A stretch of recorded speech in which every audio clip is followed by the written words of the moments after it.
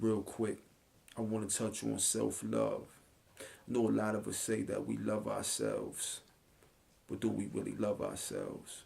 Do we really, truly, genuinely love ourselves unconditionally?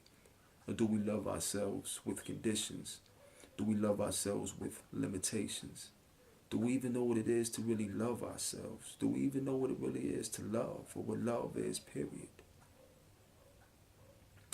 So, I just briefly wanted to touch on love and real love and those that are searching for real love. And I want to start by saying, if you're searching for real love, look in the mirror and really love yourself. There's nothing wrong with being the love of your life. There's nothing wrong with falling in love with yourself. Actually, don't fall in love, stand in love. You can control how and where you stand, but you can't control how and where you fall. Make a vow to yourself to love yourself, for better or for worse, sickness and health, through good times and bad times, until death do you part. Take those vows with yourself.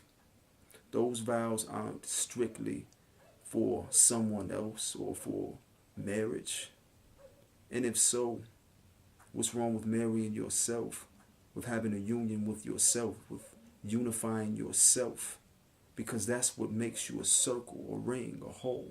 See, in a marriage, you present a ring, and the person you're marrying presents a ring. A ring is a circle. A circle represents completion, unity, unification, wholeness. If your circle is incomplete, what are you bringing? What are you offering?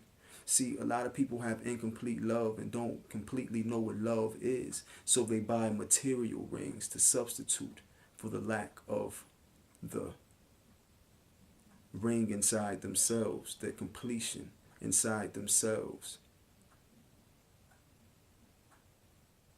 The ring of completion, of union, of unity, of self. See, this is an internal ring that can't be seen with the physical eye.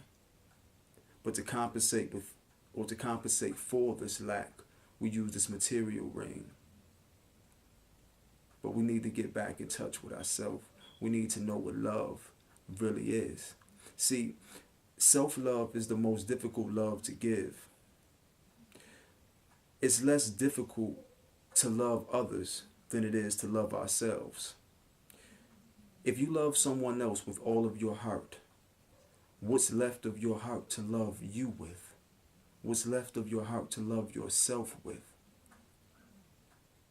See, if you don't totally love yourself, how can you totally love anyone else? Whether it be your husband, your wife, your children, family, etc. If you don't truly love you, how can you truly love anyone around you? See, we seem to focus on our love for others more than we focus on our love for ourselves. We seem to focus on the love we receive from others more than we focus on the love that we receive from ourselves. See, we can't expect someone else to love us better than we can. Don't expect someone else to love you better than you can. If you do, expect to be disappointed. If you can't truly love yourself, again, you can't truly love anyone else. You have to start with self.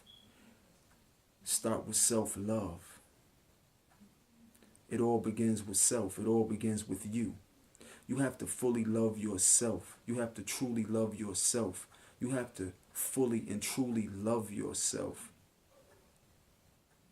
Love every aspect of yourself.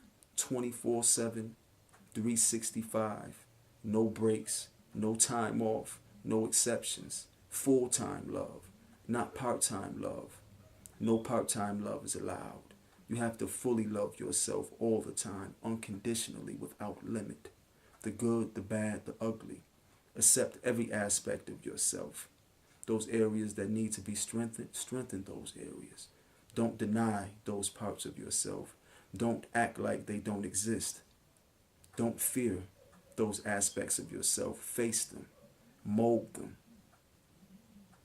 Turn you into a better you. Make you the best you that you can be. See, the word love gets thrown around a lot. It's often misinterpreted, misused, and misappropriated. But we have to get back to the foundation, to step one, just loving self, unifying with self. Loving all aspects of ourself is the unification of self-love. And then, once we achieve that, we can go and practice giving or receiving love from someone else. Because then, it is then that we only truly know. It is then that we truly know how to give and to receive this love. See, without having a full understanding of what love is, and with a lack of self-love, we can't fully interpret or receive love or give love properly. We can only give or receive perversions of what we think love is, what we've been trained to think love is. See, but it's not about believing, it's about knowing. And this is why it's important to learn yourself, to study yourself, to know yourself, to master yourself. See, but all of this starts with love. You have to have love for self. And when you love yourself, that means you won't harm yourself. You won't do things to harm yourself or to bring harm to yourself. You'll fully protect yourself. You'll protect yourself sooner than you'll neglect yourself. See, when we neglect ourselves, that is the result of lack of love, lack of self-love, self-hatred even. So we have to break those cycles. You know, we have to destroy those cycles and rebuild. We have to destroy that old architecture. It's time to renovate. It's time to make room. It's time to build new architecture. So at times you may have to tear yourself down in order to build yourself back up. But that's the process. So I just wanted to briefly touch on that and just encourage everyone to really take the time out to really find yourself and learn to love yourself and truly love yourself. Don't hurt yourself. Don't harm yourself. Don't do things to yourself that will cause harm to yourself. Protect yourself as best as possible. Learn to love yourself more and more each day. If you love yourself today, love yourself more tomorrow.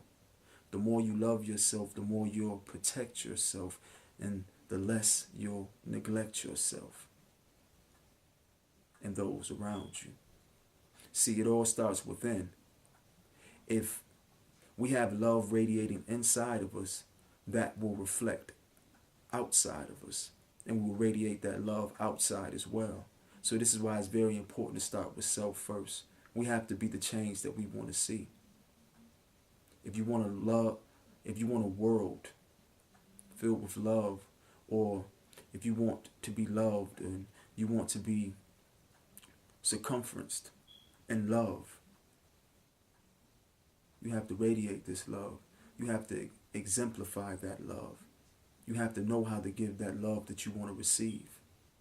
So, in closing, family, wholeness, rise and be greater.